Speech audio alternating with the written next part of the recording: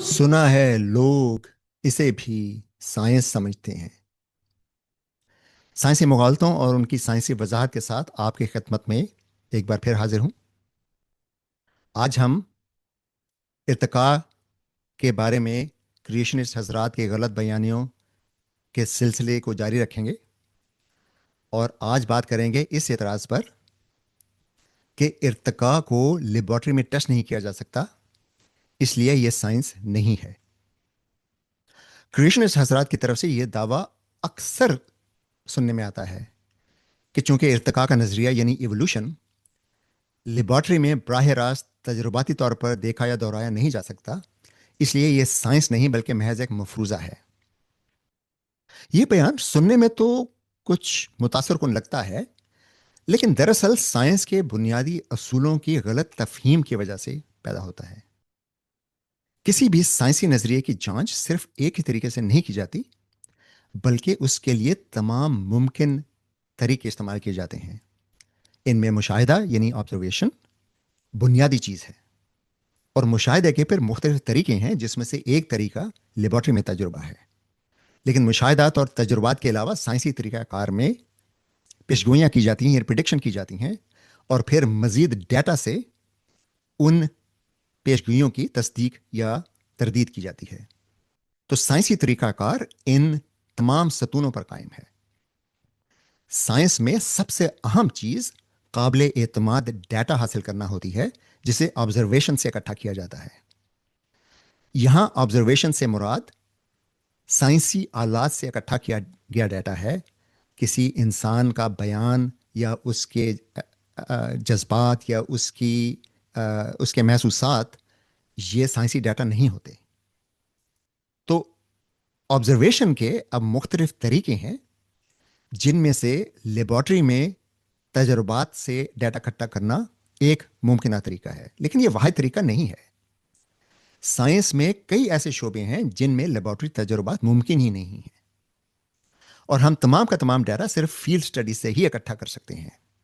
मिसाल के तौर पर अगर हम एस्ट्रोनॉमी की बात करें या कॉस्मोलॉजी की बात करें या जियोलॉजी की बात करें, और ऐसे कई दूसरे शोबे हैं जिनमें हम लेबॉर्ट्री तजर्बात या तो कर ही नहीं सकते, या फिर अगर कर सकते हैं तो बिल्कुल महदूद पैमाने पर ही कर सकते हैं।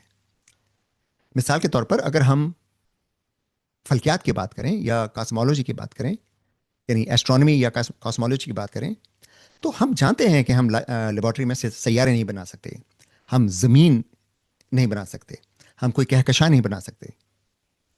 लेकिन इसका यह मतलब नहीं है कि फल्कियात, जियोलॉजी यानी ज़मीन अर्जियात या ज़मीन की स्टडी, या कॉस्मोलॉजी यानी कायनात की स्टडी, ये साइंस के काबिल एतमाद शोबे नहीं है। ऐसा नहीं है।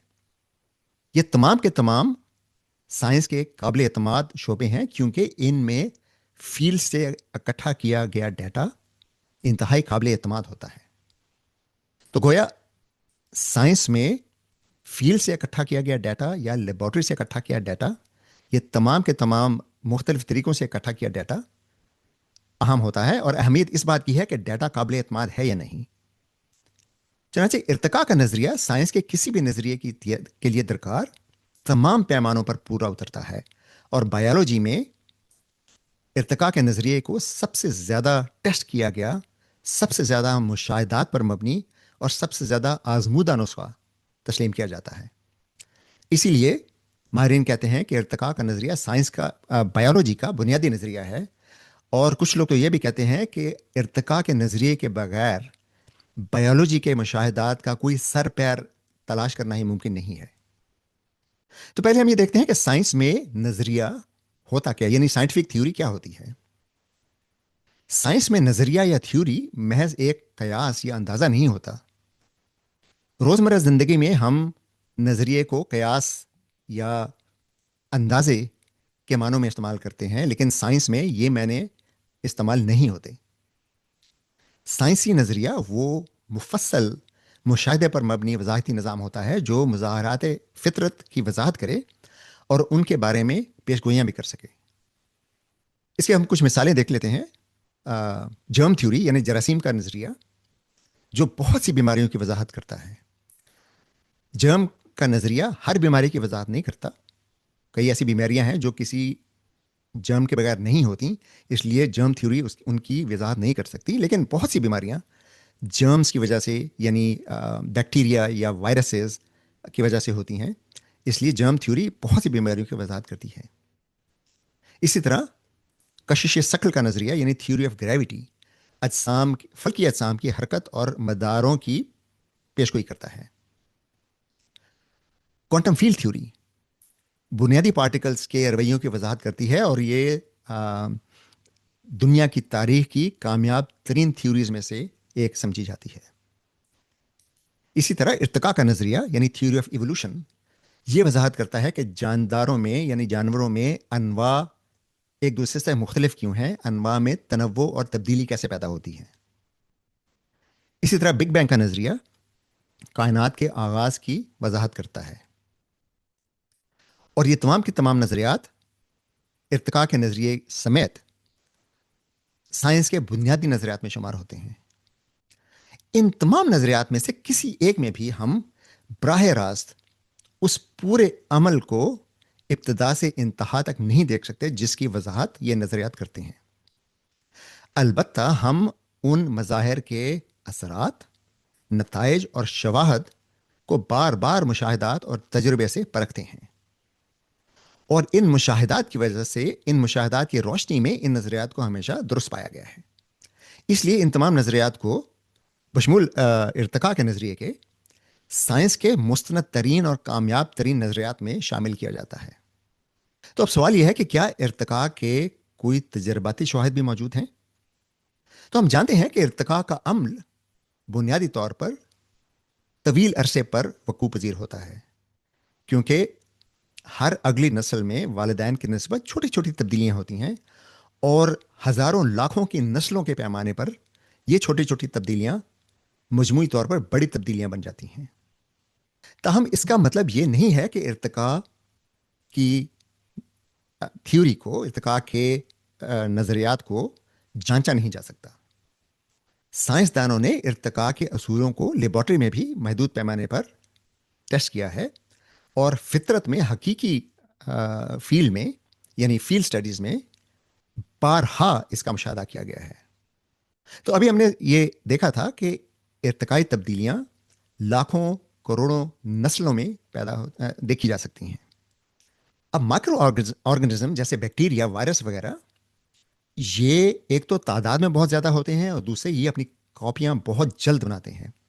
کئی ایسے بیکٹیریا ہیں جو محض 20 منٹ میں اپنی اگلی نسل پیدا کر دیتے ہیں، چنانچہ چند ہی دنوں میں ایک یا دو بیکٹیریا کروڑوں کی تعداد میں تبدیل ہو سکتے ہیں۔ اس لیے ان انواع میں ارتقاء انتہائی تیزی سے ہوتا ہے۔ ارتقاء سے مراد ارتقائی تبدیلیاں ہیں۔ ان انواع میں ارتقائی تبدیلیاں بہت تیزی سے ہوتی ہیں، کیونکہ ان میں اگلی نسل بہت تیزی سے پیدا ہوتی ہے۔ رچرڈ لینس کی ایک مشہور سائنسدان ہیں جنہوں نے کئی سالوں سے بلکہ کئی دہائیوں سے ایک تجربہ جاری ہے، وہ کر رہے ہیں ابھی بھی، وہ ابھی ختم نہیں ہوا، اور یہ تجربہ جو ہے وہ ایکولائی ایک بیکٹیریا ہے، اس کے لانگ ٹرم ایوولوشن کو دیکھ رہے ہیں۔ تو اس تجربے کا نام ہی E. coli long term evolution experiment ہے۔ اس میں بیکٹیریا کی 75,000 سے 1,00,000 تک نسلوں کا مشاہدہ کیا جا چکا ہے۔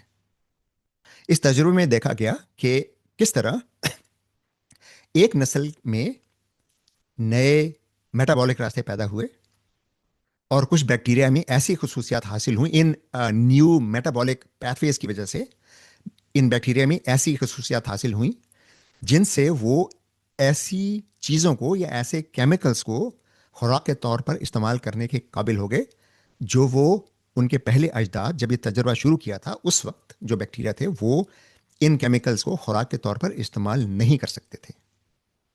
تو یہ ارتقائی ایوولوشن یا ارتقائی جدت لیبارٹری کے مشاہدہ میں دیکھی گئی، اور اس کا صرف مشاہدہ نہیں کیا گیا بلکہ اس کے بعد ان بیکٹیریا کے جینیٹک سٹڈیز کی گئی، اور ان تمام جینیاتی تبدیلیوں کا مشاہدہ کیا گیا جن کے نتیجے میں وہ نئی پروٹینز بننا شروع ہوئیں، جن کی بدولت ایکولائی بیکٹیریا ایسے کیمیکل سے انرجی حاصل کرنے کے قابل ہو گیا جو فطرت میں کبھی ان کے غذا کا حصہ نہیں رہے۔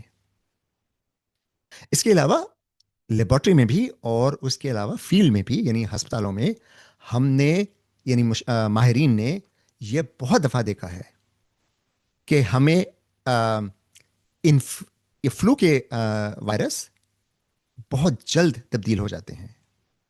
آپ کو علم ہوگا کہ ہر سال بزرگوں کو اور جو لوگ کمزور ہوتے ہیں یعنی جن کی مدافعت کا نظام کمزور ہوتا ہے انہیں یہ مشورہ دیا جاتا ہے کہ وہ ہر سال فلو کا انجیکشن لگوائیں. تو سوال یہ بنتا ہے کہ فلو کی ویکسین ہر سال لگانا کیوں ضروری ہے؟ کیونکہ ایک دفعہ ہم کسی وائرس کے خلاف مدافعت پیدا کر دیں تو وہ مدافعت بہت دیر تک جسم میں رہتی ہے.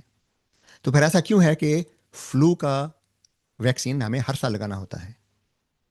اس کی وجہ یہ ہے کہ جو بیکٹیریا تو نہیں، وائرس، جو وائرس فلو کی بیماری پیدا کرتے ہیں یہ اتنی تیزی سے تبدیل ہوتے ہیں کہ ہر سال ان کے نئے ویریئنٹس پیدا ہو جاتے ہیں.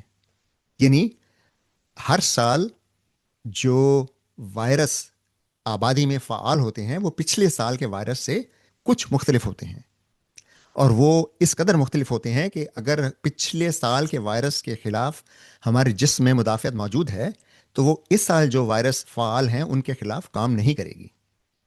اب یہ نئے ویریئنٹس جو بنتے ہیں، جو فلو کے وائرس کی نئی قسمیں بنتی ہیں، یہ کسی سازش کی وجہ سے نہیں بنتی بلکہ یہ فطری میوٹیشنز کی وجہ سے اور پھر بہتر میوٹیشنز کے فطری چناؤ کی وجہ سے ہوتی ہیں.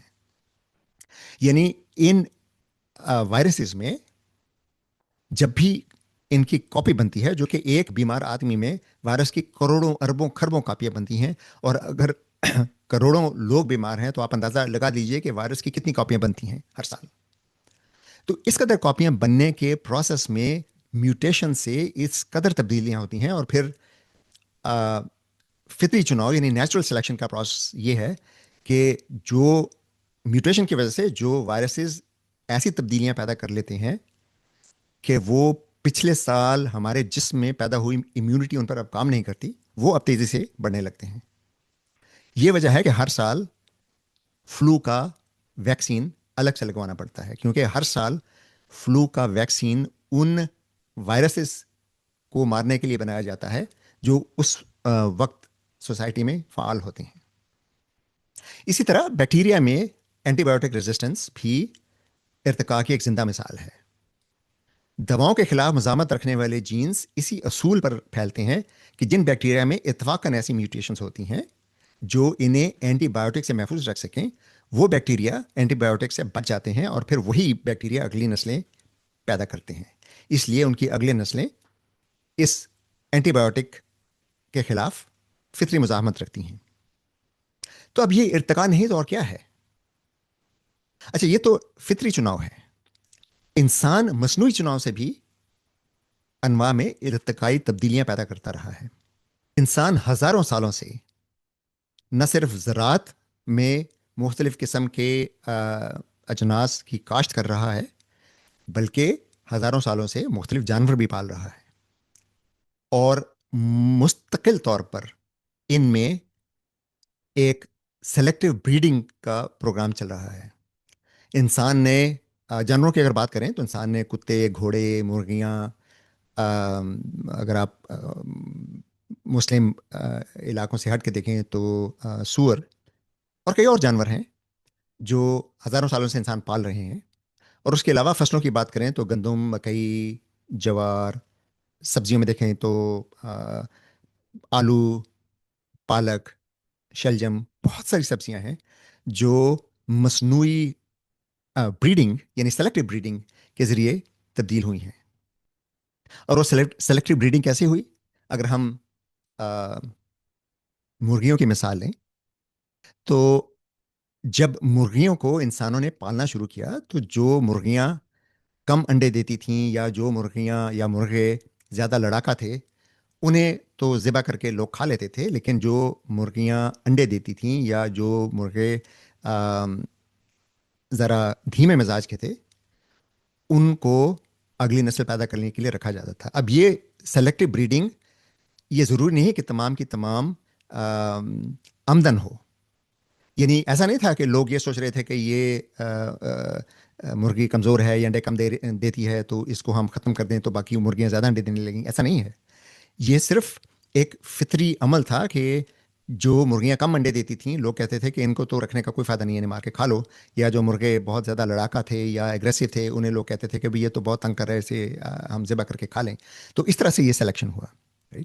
لیکن گندم مکئی وغیرہ میں مسلسل سلیکٹو بریڈنگ اس طرح سے ہوئی کہ کسی خوشے میں دانے کچھ کم ہوتے تھے, کسی خوشے میں کچھ زیادہ ہوتے تھے, تو لوگ عمدن وہ خوشے اگلی سال کے بیج بنانے کے لیے رکھتے تھے جن میں دانے زیادہ ہوں. تو یہ سلیکٹڈ بریڈنگ ہے کہ انسان وہ خوشے سلیکٹ کر رہا تھا جن میں زیادہ دانے بنتے ہیں.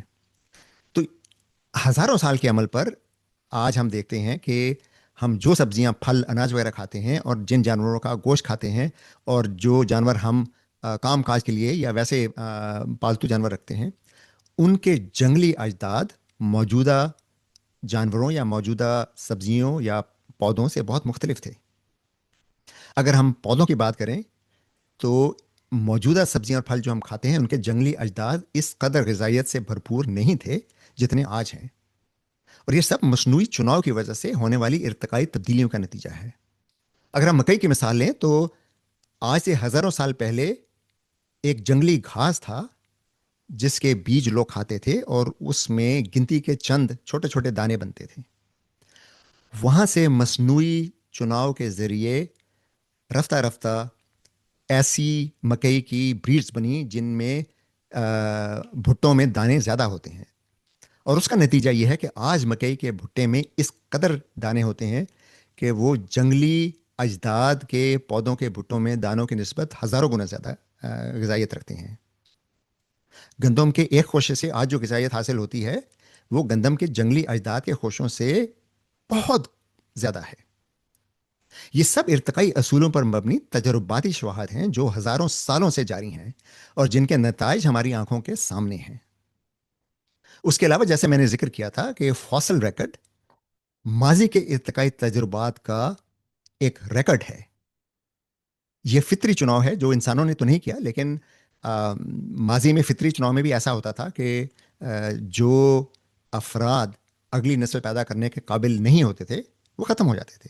جو انواع اگلی نسل پیدا کرنے میں کمزور رہتی تھیں کسی بھی وجہ سے, ماحول تبدیل ہو گیا اور وہ تبدیل نہیں ہو پائیں, جس تیزی سے ماحول تبدیل ہوا اس تیزی سے وہ انواع تبدیل نہیں ہو پائیں تو وہ ختم ہو گئیں.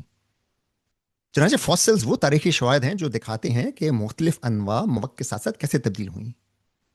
یہ ریکارڈ بالکل ایک تاریخی فلم کی طرح ہے جس کے ہر فریم میں ہم ارتقاء کی ایک سٹیج کی جھلک دیکھ سکتے ہیں.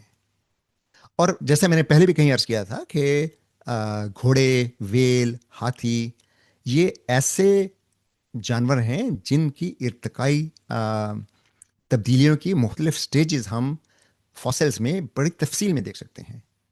گھوڑے کے فاسلز ہمیں بتاتے ہیں کہ کس طرح یہ چھوٹے سے جانور تھے جو آج سے لاکھوں سال پہلے موجود تھے, اور پھر آہستہ آہستہ ان میں تبدیلیاں ہوتی گئیں, اور پھر جب انسان نے گھوڑے پالنے شروع کیے تو پھر سلیکٹو بریڈنگ سے ان میں اور تبدیلیاں ہوئیں اور یہ پھر موجودہ گھوڑوں کی شکل اختیار کی.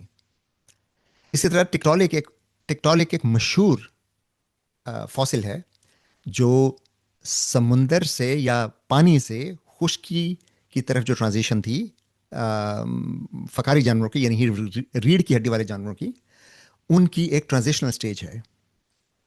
اور ٹیکٹولک اور اس جیسے بہت سے دوسرے فاسل مل چکے ہیں جن میں ہم بالکل صاف دیکھ سکتے ہیں کہ ان میں کچھ فیچرز مچھلیوں کے ہیں اور کچھ فیچرز خشکی پر چلنے والے جانوروں کے ہیں.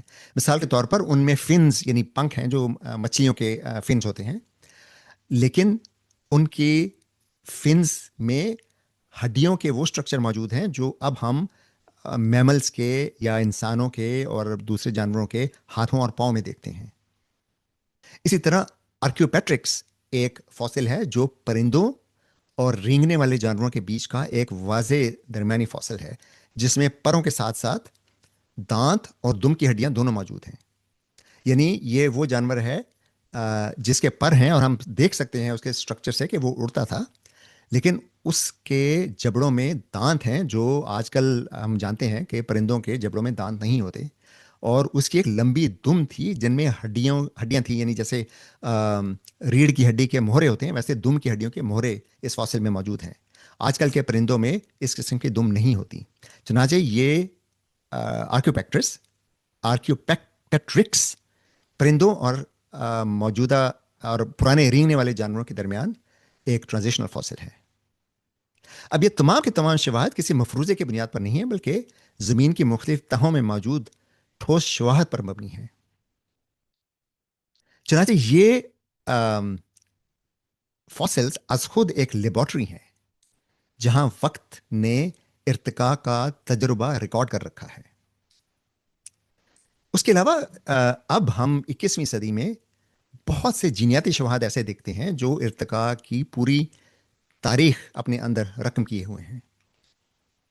جدید بیالوجی میں اب سب سے زیادہ قابل اعتماد شواہد ڈی این اے کے تقابلی جائزے یعنی کمپیریٹیو جینومکس سے حاصل ہوتے ہیں۔ ایک ویڈیو میں پہلے بھی میں نے عرض کیا تھا کہ انسان، چمپینزی، گوریلا اور دیگر انواع کے جینوم کا مطالعہ ہمیں یہ بتاتا ہے کہ انسان اور چمپینزی کے کوڈنگ ڈی این اے میں مماثلت تقریباً 98.8% ہے، اور انسان اور چمپینزی کے کروموسومز کی تعداد اگرچہ مختلف ہے، لیکن ہم یہ جانتے ہیں کہ انسان کا کروموسوم نمبر 2 دراصل چمپینزی کے چمپینزی کے اجداد کے 2 کروموسومز کے فیوز ہونے کا نتیجہ ہے، جو یہ ظاہر کرتا ہے کہ انسان اور چمپینزی کے اجداد مشترکہ تھے۔ ایسے بے شمار جینز موجود ہیں جس میں ہم مختلف میملز کی وراثت دیکھ سکتے ہیں۔ مثال کے طور پر خود انسانوں کے جینوم میں ایسے غیر فعال وائرسز کے جینوم پائے جاتے ہیں جو ہمارے ارتقائی ماضی کا ریکارڈ ہیں، یعنی ہمارے ڈی این اے میں کچھ سیکوینسز ایسی ہیں جو ہم جانتے ہیں کہ وہ کسی وائرس کی سیکوینسز ہیں جو ہمارے ڈی این اے میں شامل ہو گئی ہیں، اور یہی وائرسز ہمارے جو ارتقائی کزنس ہیں ان کے ڈی این اے میں بھی اسی مقام پر پائی جاتی ہیں جس مقام پر انسانوں کے ڈی این اے میں کروموسوم میں پائی جاتی ہیں۔ یہ وہ شواہد ہیں جو کسی بھی فاسل سے کہیں زیادہ قابل اعتماد اور قابل تصدیق ہیں، کیونکہ یہ ایک کوڈ کی شکل میں ہمارے اور مختلف انواع کے خلیوں میں محفوظ ہیں۔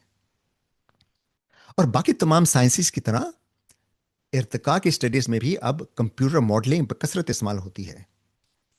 اب ہمارے پاس مختلف انواع کے ڈی این اے کا اس قدر ڈیٹا موجود ہے کہ انسانی ذہن اس قدر ڈیٹا کا احاطہ کر ہی نہیں سکتا، اور نہ ہی اس ڈیٹا میں مشترکہ پیٹرنز تلاش کر سکتا ہے۔ لیکن کمپیوٹر الگورتھمز اور خاص طور پر مصنوعی ذہانت کے استعمال سے اس جینیاتی ڈیٹا کا بھرپور تجزیہ کیا جا رہا ہے، اور اب فائلوجینیٹک اسٹڈیز یعنی مختلف انواع کے ارتقائی رشتوں کی تعین کے لیے جو لائف ٹری بنایا جاتا ہے وہ اب کمپیوٹر سے تشکیل دیا جاتا ہے۔ اس قسم کی اسٹڈیز سے نہ صرف مختلف انواع کے ارتقائی رشتوں کا تعین انتہائی اعتماد سے کیا جا سکتا ہے، بلکہ یہ بھی معلوم کیا جا سکتا ہے کہ کسی بھی 2 انواع کے مشترکہ اجداد ماضی میں کب موجود تھے۔ اسی طرح پاپولیشن جینیٹکس میں مختلف کمپیوٹر ماڈل سے کسی بھی جین کی ارتقائی تاریخ معلوم کی جا سکتی ہے، اور ہر جین بلکہ ہر بایولوجیکل مالیکیول کے تقابلی جائزے سے ہم اس جین یا اس مالیکیول کے مکمل ٹری آف لائف کو تشکیل دے سکتے ہیں۔ اور یہ دلچسپ بات ہے کہ ہم کسی بھی جین کو اٹھا کر اس سے اس طرح سے ٹری آف لائف بنائیں، یعنی جین کے مختلف انواع کے جینز کے تقابلی جائزے سے ہم ٹری آف لائف بنائیں، تو ہمیں کم و بیش وہی ٹری آف لائف ملتا ہے جو ہم جانوروں کے فزیکل کریکٹرسٹکس یعنی جسمانی ساخت سے بنایا کرتے تھے۔ تو یہ تو فیلڈ مشاہدات کی بات کی۔ اسپیشیشن کا براہ راست مشاہدہ بھی کیا جا چکا ہے۔ کئی ایسے کیڑے ہیں، کئی ایسے نیماٹوڈز ہیں، کئی ایسی مچھلیاں ہیں، کئی ایسی تتلیاں ہیں، پودے ہیں، دوسرے حشرات ہیں جن کی اسپیشیشن کا مشاہدہ ہم براہ راست کر چکے ہیں۔ مثال کے طور پر نیماٹوڈ ورمز، جو کہ بہت چھوٹے چھوٹے کیڑے اور بہت سادہ اسٹرکچر کے کیڑے ہوتے ہیں، اور کچھ پودوں میں ہم لیبارٹری میں کنٹرول حالات میں اسپیشیشن کے مظاہر دیکھ چکے ہیں۔ تو بحث کا لب لباب یہ ہے کہ سائنس صرف وہی نہیں ہے جو فوری طور پر کسی لیب میں تجربے سے دکھائی جا سکے. ہم براہ راست زمین کا مرکز نہیں دیکھ سکتے، مگر اس کی ساخت کے بارے میں شواہد سے جانتے ہیں کہ زمین میں ایک ٹھوس مرکز موجود ہے، اس کے گرد ایک مایا کور موجود ہے، اور پھر اس کے اوپر ایک کرسٹ ہے. ہم براہ راست کہکشاؤں کے آغاز کو نہیں دیکھ سکتے، مگر ان کی ارتقائی تاریخ روشنی کے اسپیکٹرم اور cosmic microwave background سے معلوم کی جا سکتی ہے. یہاں کہکشاؤں کی ارتقائی تاریخ کا مطلب صرف یہ ہے کہ وہ وقت کے ساتھ ساتھ کیسے تبدیل ہوئے. اس ارتقاء کا بایولوجیکل ایوولوشن سے کوئی تعلق نہیں ہے. ہم کسی بلیک ہول کو براہ راست نہیں دیکھ سکتے، لیکن ہمیں شواہد سے معلوم ہوا کہ بلیک ہول موجود ہیں، اور بلیک ہول کی اب تو کچھ تصاویر بھی بنائی جا چکی ہیں. اسی طرح ہم ارتقاء کے عمل کو پورا انفولڈ ہوتا، یعنی پورا الف سے یہ تک مکمل ہوتے تو نہیں دیکھ سکتے، لیکن اس کے ہر مرحلے کے شواہد جینیات میں، فوسلز میں، فزیولوجی میں اور لیبارٹری کے مشاہدات کی صورت میں ہمارے سامنے موجود ہیں. اس لیے یہ کہنا کہ ارتقاء سائنس نہیں کیونکہ اسے لیبارٹری میں ٹیسٹ نہیں کیا جا سکتا، در حقیقت سائنس کی تعریف کی غلط فہمی کی وجہ سے ہے. سائنس میں کسی بھی واقعہ کو براہ راست دیکھنا ہرگز ضروری نہیں ہوتا. سائنس کا مطلب مختلف طریقہ کار سے آزادانہ طور پر اکٹھے کیے گئے شواہد کو دیکھنا ہوتا ہے. ارتقاء کے شواہد اس قدر ہیں کہ کسی بھی تعلیم یافتہ شخص کے لیے ان کا انکار کرنا یا ارتقاء کی حقیقت کا انکار کرنا اب ممکن ہی نہیں رہا. ہر زندہ خلیے میں اور ہر فصل میں ارتقاء کے شواہد وافر تعداد میں پائے جاتے ہیں. آئندہ کسی سائنسی مغالطے اور اس کی سائنسی وضاحت کے ساتھ آپ کی خدمت میں پھر حاضر ہوں گے. اجازت دیجیے. شکریہ.